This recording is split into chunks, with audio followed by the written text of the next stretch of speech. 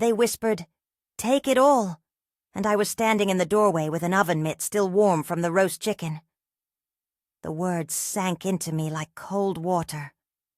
My hand loosened and the mitt slipped to the tiled floor with a soft thud. For a moment I only heard rain on the kitchen window and the faint clink of my grandmother's china when someone set a plate too hard on the table. Then I heard the phrase again, closer, low and conspiratorial. "We'll just get her to sign the papers. Take it all." I am Patricia Harmon. I'm 71, a retired nurse, and until that night I thought I knew my children.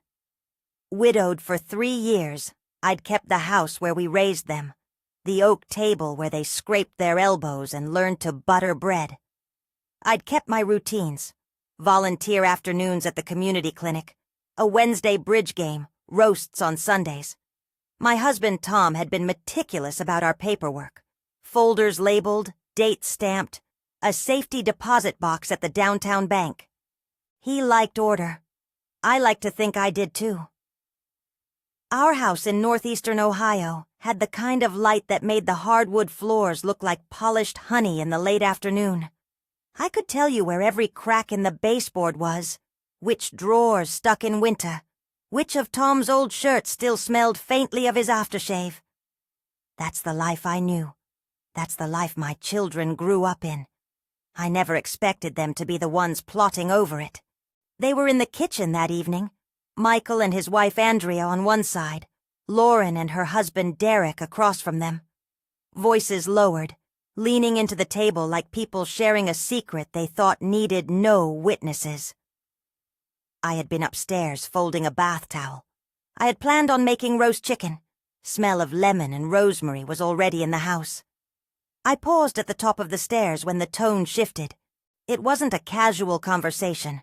There was a cadence to it that indicated rehearsal. I moved closer without meaning to, and heard the words that broke the rule you never expect to be broken. "Take it all." For a few seconds I froze. My training as a nurse told me to observe, to notice the minute changes in a situation. Skin pallor, breathing, tone. As a mother, I wanted to fling open the door and demand, "What are you talking about?" But something steadied me. Maybe it was grief, a shell of fatigue that settled over me after Tom died. Maybe it was instinct. I thought of the roster of things that could go wrong in a second. Anger turned violent, accusations, a negotiation that would leave me gasping for ground. I remembered Tom's voice the last time we had talked about this sort of thing. "Pat, if anything happens to me, don't sign anything you don't understand." He'd said it with a sort of pleading leftover from decades of shared caution. Instead of barging in, I walked quietly to the pantry and set my phone to record. I'd used the voice memo app before, for lectures and notes, and there it was, a little red dot waiting. My hands were steady, but my heart was a drum. I pressed record, pocketed the phone, and stood in the doorway like an extra piece of furniture, invisible and listening. If you've ever had to pretend not to be there while your life is being negotiated, you know how small the body feels. I watched Lauren tip her head, saw Andrea roll her eyes, and heard Michael say the words with a kind of slick impatience. "We just get her to sign a power of attorney. Once that's done, we move things around. Trust, accounts, whatever. No one's the wiser until it's done. We can take control without a fight." That breeze through my hair, the sudden silence in the house when the oven stopped ticking, the roast chicken still ticking in the oven like a heart. Those were the sensory pieces that fixed themselves in me. Lauren laughed softly, a sound I'd not heard in years except when she was a child. "She won't even know," Lauren said. Then, almost as an afterthought, "Tom's not here to stop us." They meant it. They were rehearsing a plan to isolate me from everything I had built and everything Tom and I had saved. The thought of them whispering as if I were not in the room felt like being airbrushed out of my own life. I still didn't speak. I put the oven mitt back on, took the chicken out, and set it on the cutting board. I served a plate as if nothing had happened, because nothing about what I was about to do should look like panic. I tell you that because the look I gave my children at that dinner later, calm, measured, was deliberate. I needed them to underestimate how much I had heard. People who plan things like that rely on underestimation. They believe control is quiet and invisible. That night I started to build my own quiet.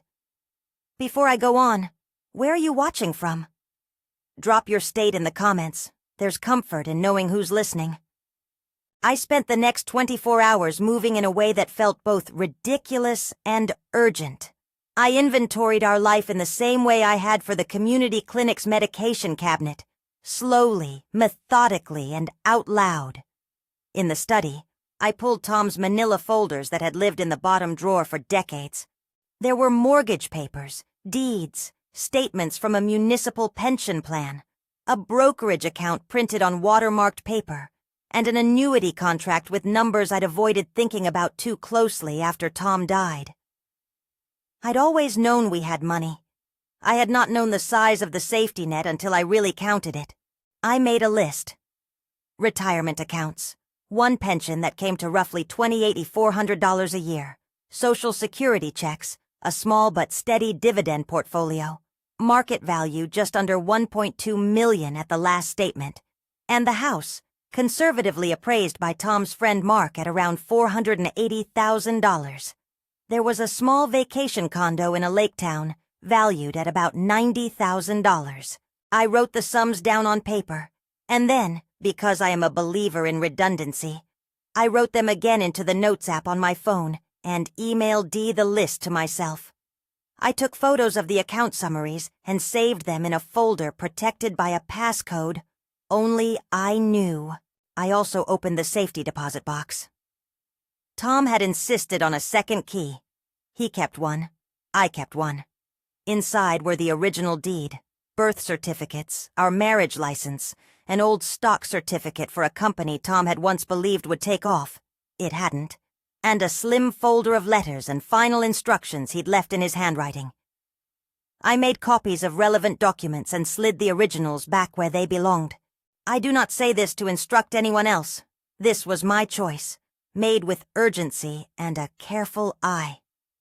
The recording weighed on me more than the papers.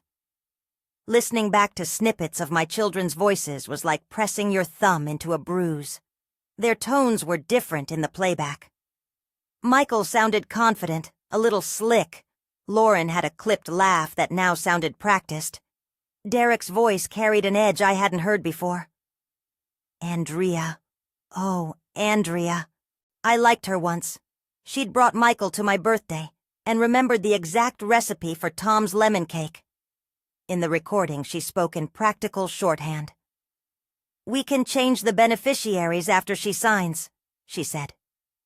The casualness of it made my stomach twist. That night, I called Bill Morrison, the attorney who had done Tom's will and had been in our lives for as long as I could remember. Impassive, efficient, always with a cigarette-scented handkerchief and a desk that smelled faintly of polished wood and ink. Bill answers his phone on the second ring. "Pat," he said. Just Pat. It felt like home. I told him, in pieces, what I'd heard. I let the recording speak for itself. I didn't try to perform anger over the phone, just a measured account. Bill listened, and then, what I needed more than anything, he did not tell me what to do in the abstract. He told me what he would prepare if I wanted him to act on it. He suggested we meet that afternoon. "Bring what you have," he said. His voice was not flinty. It was a leveled tool. At his office, Bill steered things with the kind of calm I have always respected. Mary Ann, his assistant and a notary who had known Tom and me since our kids were in grade school, sat with us and watched me as if she could read the tremor in my hands. Bill went through the recording with the kind of clinical attention I'd seen in him before. Timestamps, voice inflection, context. He asked questions about dates and access. He did not promise outcomes. He used phrases like, "We can take steps to secure," and "we will document," and "we should file." When I asked about recording laws, he said carefully that laws vary by state, and that recording statutes could affect how evidence is used, indefinido.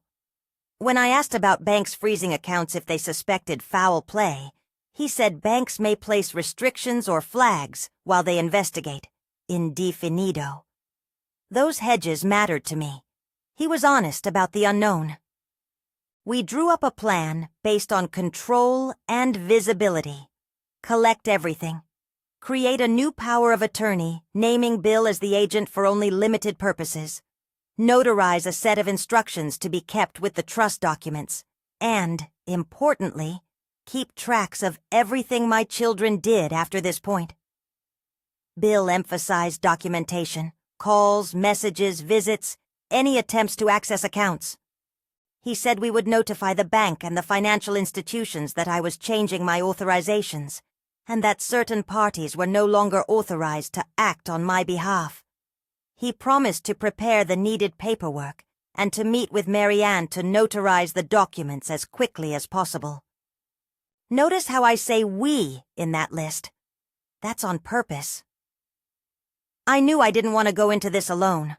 Calling Bill was a call to a structure I trusted. He wasn't a savior. He was a partner. He could file, push, and if necessary, stand in front of me. He had his limits, as did any lawyer, and he never pretended otherwise. Bill's office is not ostentatious. There is a modest credenza with framed pictures of his family, a stack of law books bound in leather, a cinder block filing cabinet that has outlived its keys. Marianne sat behind the desk like a lighthouse. She notarized a power of attorney that morning with deliberate care. We set the POA to be limited. Bill explained that this was an instrument to ensure my day-to-day needs and to prevent unauthorized access.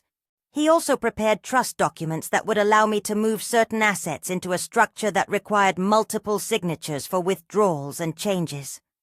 I listened to his explanation, but I did not take the legalese as gospel. To me, it was a set of tools that, if placed right, could make it harder for my children to execute the strategy they had rehearsed. I want to be clear. I am not offering legal advice here, and I do not intend anyone to read my actions as a checklist. I am only telling you what I chose to do. What I did was born from fear, from betrayal, and from a stubborn unwillingness to be diminished. We moved quickly.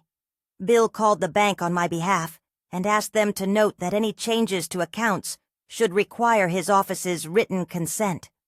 The bank representative said they would make a note on my file and that certain transactions could be subject to verification, indefinido. I pushed for more. Bill prepared a written notice that I would deliver to the financial institutions that afternoon, making clear that any previously authorized persons were to be removed. Marianne notarized again for the records. I changed passwords on my email, brokerage accounts, and the bank's online portal. I added two-factor authentication where the platform allowed it. I am technologically modest but not naive. I know something about digital security, mostly thanks to Tom, who liked to keep things locked away. To some, these moves might seem like the actions of someone planning for the worst. To me, they were simply putting my affairs back into the hands of the person who owned them. I was not attempting retaliation. I was making sure my life could not be quietly taken. That night, as I sat folding the last napkins and setting the table for a dinner, I wanted to use as a small test, one plate at a time, a conversation guided but not exposed. I felt the old grief for Tom and a new, crisp anger. I thought of moments when Michael, as a boy, had come home with a scraped knee and expected me to kiss it better. I thought of Lauren making the school play posters with glitter and a wild sense of how the world should look. I thought of small domestic details, the slant of light at 4 in the afternoon, the stain on the rug where the dog had once thrown up and Tom had laughed about, the way their faces had creased into security blankets I had believed in. Grief shifts when it discovers betrayal.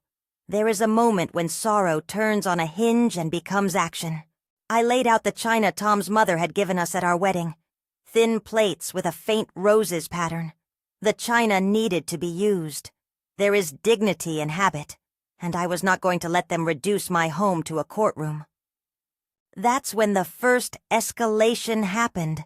Not with violence, but with a small, disconcerting message. An unsigned letter left in my mailbox. It was not the kind of thing a responsible family member would do.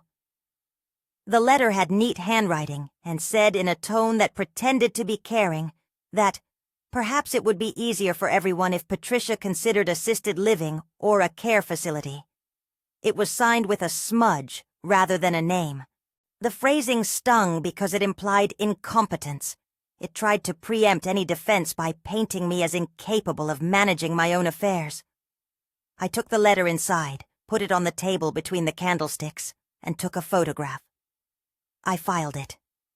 That is what I did in those days. When my children sent something meant to destabilize me, I treated it as an exhibit, not a final verdict. I had decided to document everything, and documentation required a steady hand. The weeks that followed were a series of small maneuvers and larger reveals. My phone began to receive more calls than usual, some polite, some clipped. Andrea called once and asked if I'd had a chance to talk through my plan with my children. Michael texted a string of emojis, thumbs up, then a single question mark. I did not engage in the drama. I kept my answers brief, measured. There were moments of tenderness, odd reprieves in a storm. Pastor Evans stopped by with a casserole and one of those old-fashioned handshakes, his brow creased with concern. He said, "Patricia, sometimes family gets tangled in things they don't admit to themselves." He didn't take sides and he didn't pretend to have easy answers. His visit felt like the house being offered a small patch of light, but the undercurrent of the household was changing. People began to look at me differently when they believed money was at stake. I could feel the glance that once landed on my sweater now roaming for the ledger. At meetings with Bill, we added layers.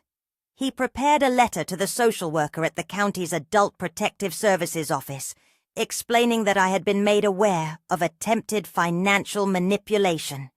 He attached the recording and our inventory list.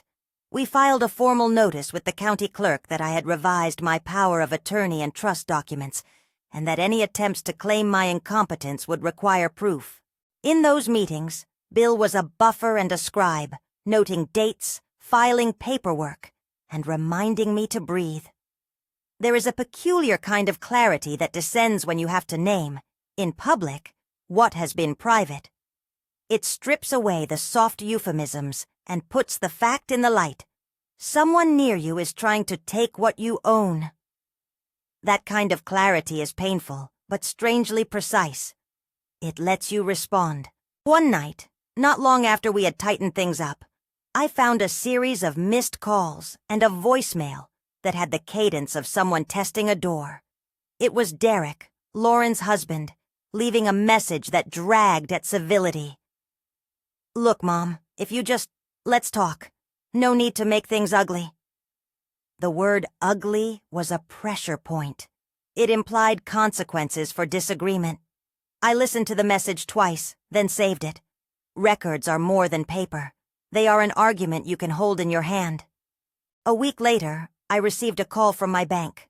The woman on the line had a voice like filtered metal, and she said they had put a pending security flag on some of my accounts and would need verification for certain transfers. She asked if I or my attorney would come in to sign documents to confirm current authorizations. Bill returned the call and asked for written confirmation. The bank obliged and sent a list of steps I would need to follow. They also told Bill that they had removed certain previously authorized users from my online profile at my request. I felt a small, cold victory. The bank action felt like a door closing. I am careful here because I do not want to misrepresent bank procedures as universal law. Banks have different policies. What happened in my case should be understood as what happened in my case. and references to institutional friezes or flags are contextually specific, indefinido. Still, in my life, those flags translated into less access for the people who had been plotting in my kitchen. But flagging accounts and removing online accesses do not stop a person determined to find a different route. My children's strategy, several months of watching and reading between lines later, seemed to include a narrative to other family members. Frame me as forgetful, talk about my need for help, hint at the difficulties of managing an older parent. It's an old story, as old as families, where the language of care can be used as a lever. I had to counter that narrative not with shouting but with evidence, dates, recordings, notarized documents, and the very mundanity of my life. Checks paid, volunteer schedules kept, medical appointments made. That is what made the dinner approach appeal to me. Not to entrap them, not to humiliate, but to put a mirror in front of their behavior. I would host a normal Sunday roast. I would sit them down and speak calmly about what I had heard and what I'd done. I wanted to watch their reactions to the recording played back in the room where they had spoken the words. I wanted them to hear their own voices. I wanted to offer them a choice, back away, or face the consequence of their actions. Preparing for that dinner was an odd mixture of domesticity and strategy. I polished the silver, warmed the china cabinet light so the roses looked their best, and set out the roast. I rehearsed phrases, short, not theatrical. I know what you discussed. I have taken steps. This stops now. No rancor, no theatrical cruelty. Just fact. There were anxious stretches, too, because nothing about confronting my children felt safe. Bill advised that we keep a paper trail of any statement that might be used to attack my competence. Mary Ann agreed to be on site that evening, in case anything needed notarizing quickly. Pastor Evans told me he would come by afterward, to be present for reconciliation if possible.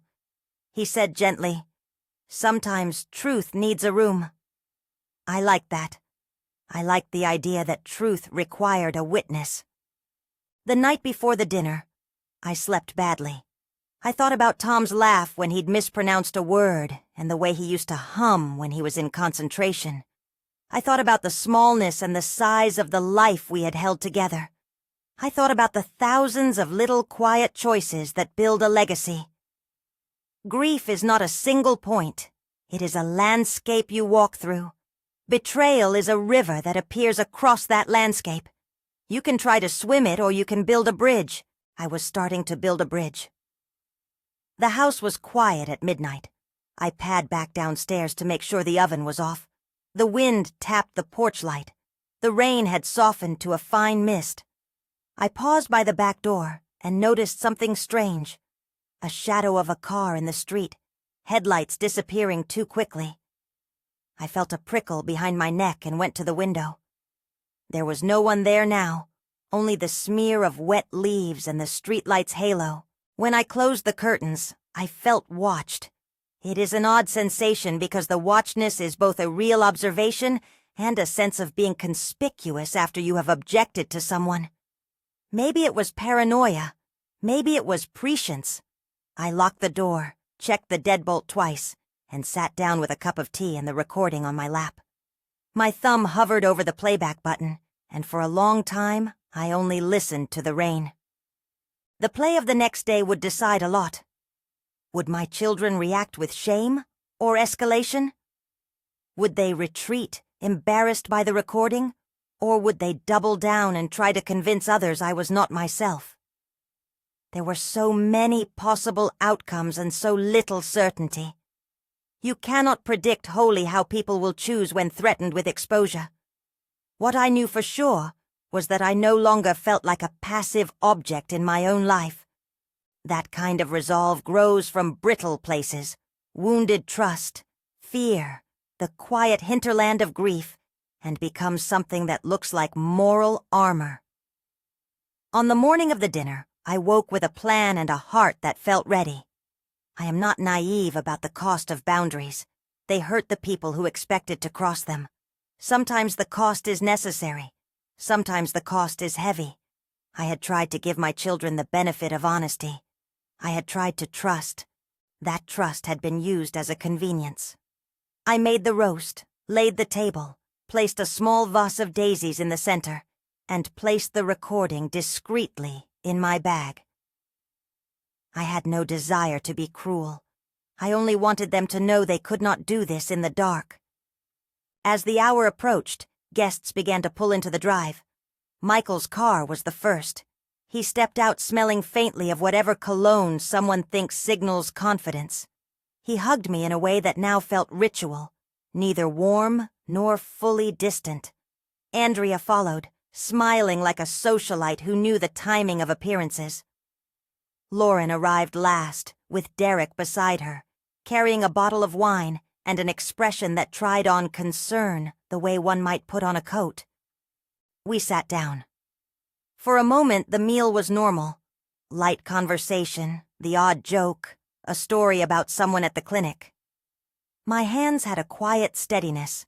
Then I cleared my throat and told them, in unadorned language, that I had heard their conversation. I told them I had recorded it. I told them I had taken steps to protect my affairs. I did not accuse with flourish. I recited calmly the facts. I watched their faces. If you are wondering how they would react, you will have to wait a little. There are things that happen in a single night whose reverberations take time to settle. There are choices made in a room at a table that change the shape of months. I will tell you what came next, but not yet. For now, know this. The first moves had been made, the evidence was catalogued, the attorney was on notice, and I had set a dinner that would be a mirror. Before I close this part of my story, I want to say something to anyone listening who has felt small, because family has used their grief as a kind of access key. You are not invisible. You are allowed to protect what is yours. You are allowed to keep your dignity. That does not mean you must fight every skirmish. It means you are allowed to set boundaries and to make choices in your own interest. I folded the napkins then, set them on each plate, and watched the way the light caught the silverware. My hands did not tremble anymore. The roast had browned nicely. The house smelled of rosemary and lemon. Outside, cars rolled by, unaware of the shifts inside our walls. Inside, the air felt charged, like the moment before thunder breaks. I am not finished yet. There is more to tell. How they reacted to the recording, the moves they made when confronted, the attempts to discredit me, the noises in the night that meant pressure from another direction. There would be visits from the police and more meetings with Bill. And yes, the bank would do things that felt like slamming doors and locking windows, some of which I understood, some of which remained indefinido. There would be filings with the county, and later, restraining orders and a life rearranged. But for now, I wanted to show you how the first steps looked.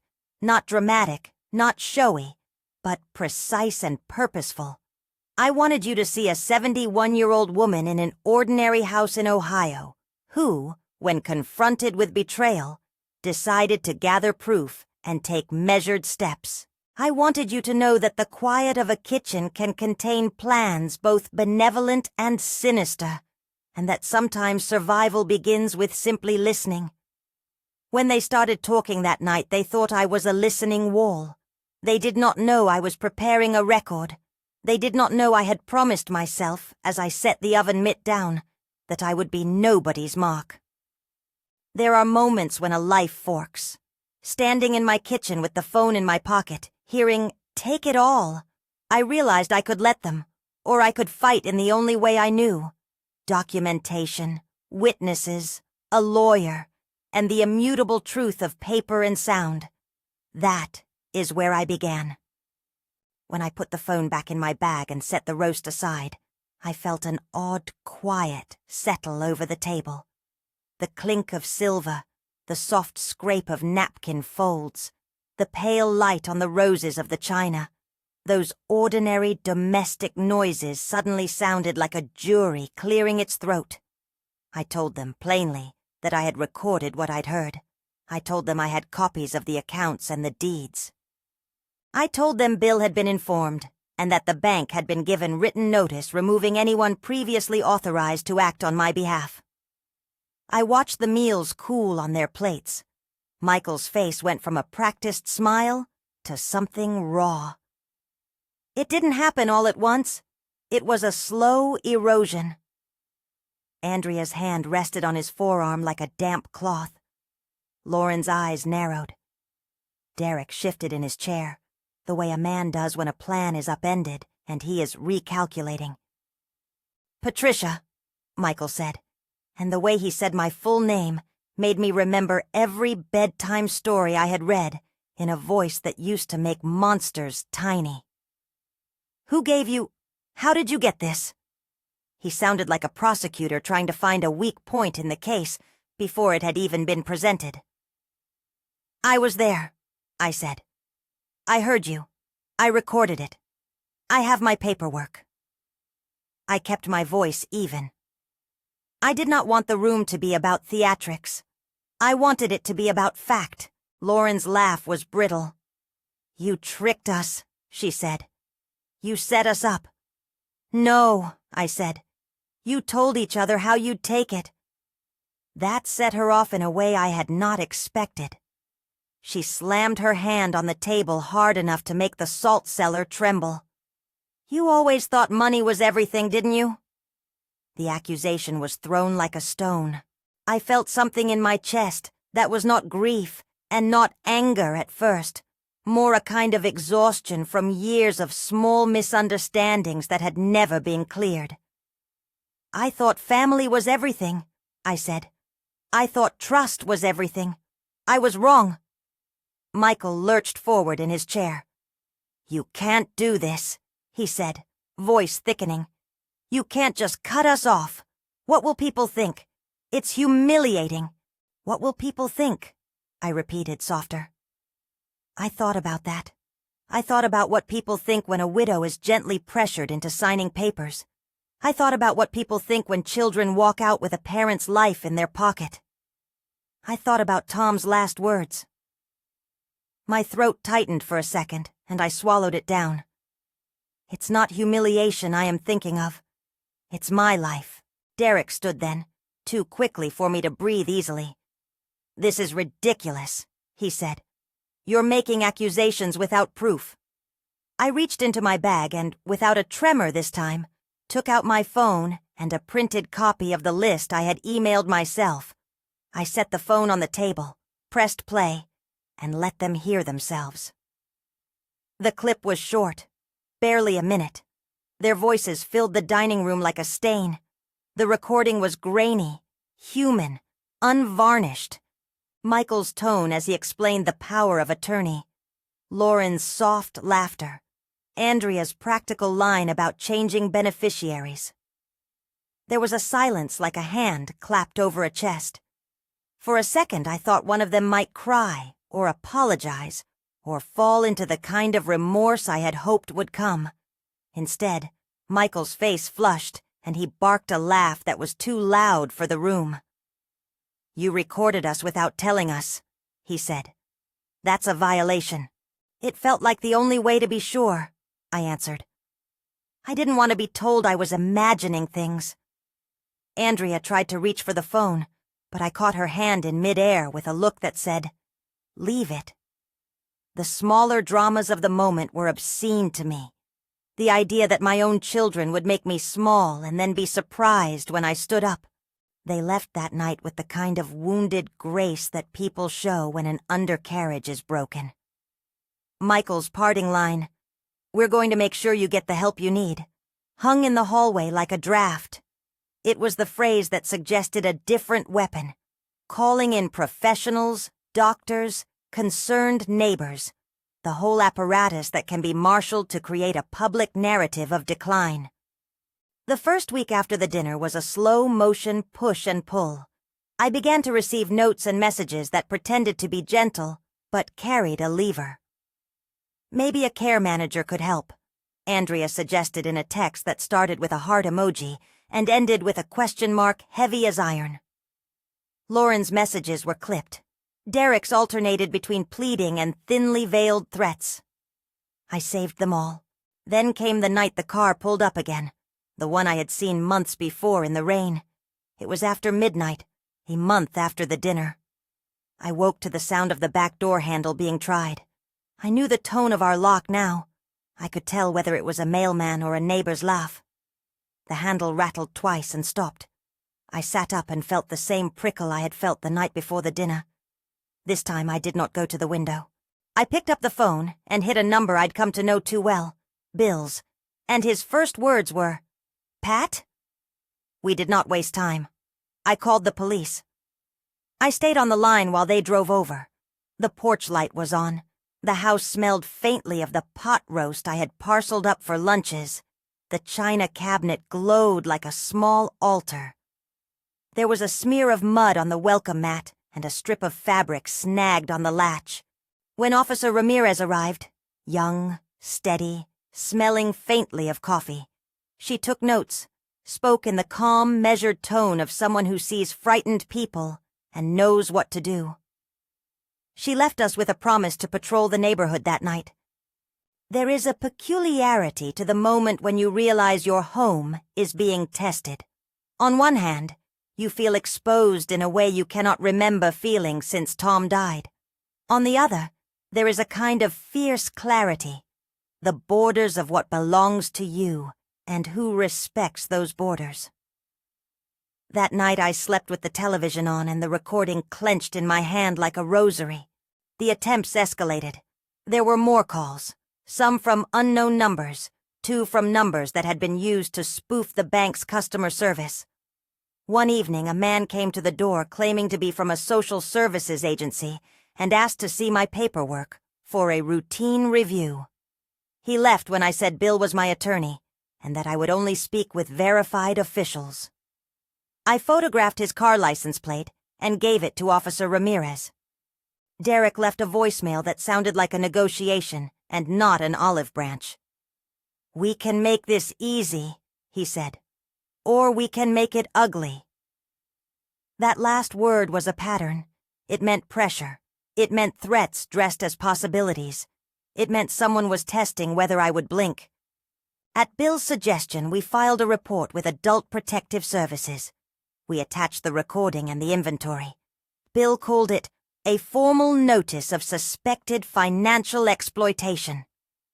Mary Ann sat in on the meeting with me and took notes as if she were transcribing a small tragedy.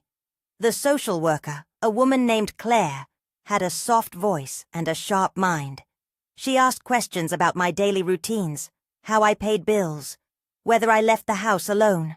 She watched me fold and refold the list of accounts and said something that made me feel both angry and slightly relieved. "We see a pattern. We will open an inquiry." The inquiry was both a shield and an irritation. APS's involvement meant there were professional eyes on the situation, and that could dissuade some predators.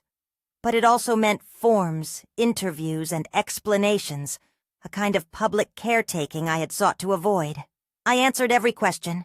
I showed my volunteer schedule, and the clinic's head nurse confirmed I arrived for shifts twice a week like clockwork. I showed my bank statements. A bank rep confirmed Bill's request had been received. The APS investigator told me gently that their job was to determine whether I was being exploited and whether I had the capacity to make financial decisions on my own.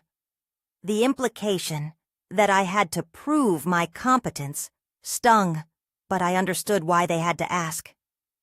Meanwhile, the bank called with a voice that suggested both caution and bureaucracy. "We've placed a temporary hold on certain transactions pending verification," the representative said. "We're following instructions from the account holder's attorney." In practice, that meant what the title of this story suggests. At one point, several of my accounts became inaccessible for outgoing transfers. They were flagged, and in the moment it felt as if they were frozen. Let me be clear. Such institutional actions vary by bank and circumstance. How they executed it in my case is specific to my situation, and cannot be assumed universal, indefinido. For me, though, it felt like the locks on the doors had been engaged. That lock brought two effects. On the one hand, it stopped a potential theft in its tracks. Transfers could not be made while the bank reviewed changes. On the other hand, it created practical problems. Some automatic payments were delayed. A check to the appliance repairman bounced for a day until Bill intervened. There is a peculiar indignity in being fiscally immobilized when your intention was only to protect yourself. I found myself making calls to explain why a mortgage payment might show as pending, or why a credit card company needed a letter from my attorney. Bill was indispensable. He negotiated limited access where needed, so my bills could clear, while preventing any suspicious withdrawals. Marianne delivered a notarized letter to the bank's branch manager in person, and sat with me while I cried once, then steadied me. After the bank actions, Michael's demeanor darkened into something I didn't recognize. He began to speak in larger terms about my mental state to anyone who would listen. It started with hints to mutual friends, and then moved to more formal steps. He contacted a doctor who had been on our call list and suggested I be evaluated. The strategy was obvious. If they could get a medical opinion, preferably one that suggested impairment, they could ask a court to assign a guardian and secure access. It's a path that has been used often enough that Bill had a plan. "You should keep a paper trail of everything," he advised, not as a how-to for everyone, but as the plan for our situation. "If someone raises questions about your capacity, the best defense is documentation of your activities, your decisions, and a record of the people who saw you doing them." So I did. I saved calendars, emails, notes from my clinic, and letters I had written. I asked Pastor Evans to write a brief note confirming my involvement with the church. He did so without drama, but with a wisdom that steadied me. I see Patricia functioning in community and in faith. I've watched her counsel the lonely. It was the small human attestations that matter in a court where character can be a witness. When they filed papers to have someone declared my conservator, I did not go into court thinking the law was a game I could win on passion alone. I took Tom's copy of the house deeds, the trust documents, the notarized POA naming Bill for limited actions, the recording, and a folder that Marianne had compiled of recent activity. Receipts, volunteer sign-ins, a log of my visits to the clinic. Bill and I prepared a statement. It felt oddly like preparing for a funeral. You gather the proofs and put them in a box for others to weigh. The hearing itself was quick and held in a small courtroom that smelled faintly of old coffee and paper. The judge, an older man with gentle eyes, asked questions we expected. Michael's attorney suggested that Patricia might need assistance. They read phrases into the record that were meant to be neutral, but landed as accusations. Bill presented the recording and explained the timeline. He showed the trust and POA documents and the APS inquiry. He did not ask for vindication. He asked for dignity. The judge paused on the recording. "This is quite direct," he said. He examined the notary stamp on the documents. He asked my name, my occupation, where I lived, whether I paid my bills. I answered every question with the level voice I had practiced, and for some reason, maybe because of the way I had kept my volunteer schedule, or because of the nurse who testified that I administered vaccinations, or because of the recorded conversation, his expression shifted from polite neutrality to an almost pitying clarity. He denied the petition for conservatorship that day. He issued a temporary restraining order against those who had been attempting to access my accounts and set the matter for a longer hearing. The order forbade contact with me at my home and required that any attempts to access my finances be routed through Bill. It was not a thunderous victory. It was the practical work of paper undone into protection. It gave me breathing room. It did not heal the ache of losing my children as family, but it stopped the wheels from spinning in the worst direction. After that hearing came a different kind of retaliation. I suppose when one tactic fails, another is tried. There was a night when Derek came to my house and banged on the door with a kind of fury I had not seen him express at any family event. He had a key at one point, or he thought he did. "Open up, Patricia!" he shouted. "You're making a mistake." I did not open the door. I called 911 and stayed on the line as the shouting became a soundtrack to my own heart trying to settle. Officer Ramirez arrived again. She stood in the drizzle and spoke to him with the firmness of someone who has seen relations fracture and knows where the laws lend a hand. Derek left when the officers told him he was trespassing and that they could place him under arrest. He dispersed with a final cold, "You'll regret this." He said it like a promise and not like a warning. A few nights later, Michael brushed past me in a grocery store and shoved my elbow hard enough that the basket tipped and apples rolled into the parking lot. It was small and petty and humiliating. I collected the apples and paid for the basket and walked to my car with a set of new private boundaries. I did not call the police for every indignity, but I documented. Photos, receipts, the name of the security guard who had seen it. I had learned by then that the best defense was a ledger of truth. The months that followed were littered with these small battles. There were phone calls from relatives asking me to reconsider the arrangement, letters from people I had not seen in years who were suddenly concerned about my well-being. There were also moments of unexpected tenderness, a neighbor bringing over soup, Pastor Evans sitting with me on the stoop one evening and sharing a story about forgiveness that was not about the children, but about my peace. I grew wary of counsel that promised closure. The law is not a sluice of moral judgment, it is a tool for containment. Bill told me once in his flat way that the law will protect what it can in the way it can. That is both modest and true. He kept the bank communications efficient. He filed for permanent restraining orders when the pattern of harassment persisted. The judge, seeing a steady litany of contact and attempted access, and having heard the recording, granted longer-term protections. Those orders forbade them from coming to my home, calling my phone, or attempting to contact the bank. They could not, under penalty, attempt to interfere with my financial affairs. That did not mean they never tried. In a particularly cruel move, Michael tried to introduce old emails into the record suggesting that Tom had once joked about getting his affairs in order and implied that the trust might be reinterpreted. Bill dismantled that with paperwork and testimony from Tom's old friend who had helped with the appraisal. When lies are deconstructed one piece at a time, they often fall apart. There is an odd moral cost to this kind of protection. I found myself mourning not only for the relationship I had lost, but for the idea of family as a fixed refuge. My grief thinned into a different shape, less the acute rawness of the months after Tom and more, the long ache of recognition that not all stories end in repair. There were evenings when I would sit with the china cabinet door shut and let the silver sit cold, and I would think about the hands that had once shared bread and now considered a ledger instead.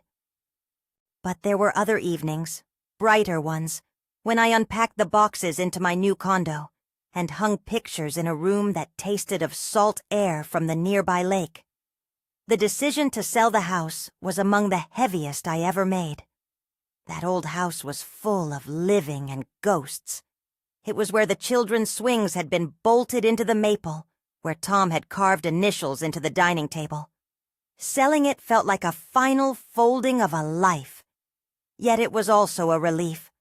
There is a kind of peace in letting walls rest and moving to a home that does not contain so many sharp memories. The moving day was a small ritual. Mary Ann came over early with a thermos of coffee and a stack of labels. Bill was there with a manila envelope of closing papers. Pastor Evans pressed a hand to my shoulder and said simply, "You're still you." People came to help carry boxes, neighbors who had seen me through exams and holiday meals. We wrapped the last plate in an old flannelette shirt of Tom's, the smell of his aftershave, faint and familiar. When I closed the front door for the last time and turned the key, I felt both an ending and a promise. In the new place, I found new habits forming. I signed up for a painting class at the community center and discovered I liked the way acrylics scraped across canvas. I volunteered at the clinic again, not out of obligation, but because the work soothed me. I started to travel a little, short trips to states I had dreamed of when Tom and I were younger, slow drives with a thermos of coffee and a radio that remembered the old songs. There was an economy of time that was unexpectedly generous. I could spend an entire afternoon reading without feeling guilty. When the longer hearings concluded in the court some months later, the judge changed the temporary orders into a longer-term ruling that made it clear that Bill was to be consulted for any substantial changes to the trust or large financial moves. That ruling did not excise my children from my life. It simply placed a legal boundary where words had failed. Michael and Lauren were not stripped of their family roles by law, but by my choice and by the court's protective measures. I felt the relief of legal structure and the sorrow that accompanies a family reconstituted by necessity. One of the quieter victories came months down the line when Adult Protective Services concluded their inquiry and issued a finding that, while they would continue to monitor certain reports, there was insufficient evidence of incapacity. The finding was practical rather than poetic. It affirmed my right to manage my affairs and noted that exploitation had been alleged and investigated. That institutional recognition mattered because it was a neutral voice confirming a truth I had insisted upon in the face of those who would have told a different story. I did not become a woman without scars, and I did not walk away untouched. There were times I would still look at my phone and imagine a message from a child that said simply, "I'm sorry." That text never came in the way I had hoped, but the absence of reconciliation does not nullify the life I still had. I learned to sit with the sorrow and let it be part of the landscape, not the entire map. There were practicalities to manage, too. The bank's temporary holds were, in the end, lifted for certain outgoing payments once Bill provided the documentation they requested. They maintained the restrictions that prevented any withdrawal without proper authorization. In the period when accounts were flagged, we had to set up a small contingency, my pension payments, Social Security, and a modest checking account that Bill and I managed for necessities. Mary Ann helped me set up a small emergency envelope for cash in a safety deposit box that remained accessible. These were steps we took personally and deliberately.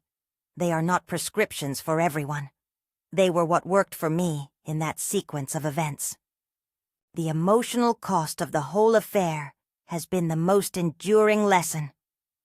I had to grieve not only Tom, but an image of parenthood that included unquestioned loyalty. I had to accept that some people will choose differently when money is involved. That insight is cold but clarifying. It allows you to act from a place of reality rather than hope. Over time, some contact with the children continued, but it was guarded and often mediated through email or Bill's office. I did not attend family reunions where money might again be the subtext. I visited grandchildren at the park where there was distance but also joy. Those visits were imperfect and suffused with the complex strain of shared history and present caution. There were moments of tenderness. Lauren once left a pot of soup on the porch with a note that said, "Thinking of you." I left the soup inside and chose not to respond that night. The choice was not punishment. It was boundary. A year into the new arrangement, I found myself sitting at a small table by the window with a cup of tea and a painting of the lake half finished. The afternoon felt ordinary and safe. I had my records in a small cabinet and Bill's card in the drawer. Less a lifeline and more a comfort. I had rebuilt a life that was smaller in square footage, but larger in self-possession. People would ask me sometimes, "Did you ever think you'd end up here?" They meant in the legal sense, or the personal exile. I would tell them the truth. I did not imagine my children plotting in a kitchen. I did not imagine a life where trust would have to be defended with paperwork and recordings. But I also did not imagine how quietly resilient I could be. Resilience is not a showy thing. It is a quiet accumulation of small acts, making lists, calling a lawyer, keeping a volunteer schedule, holding dinner as a mirror, closing a door.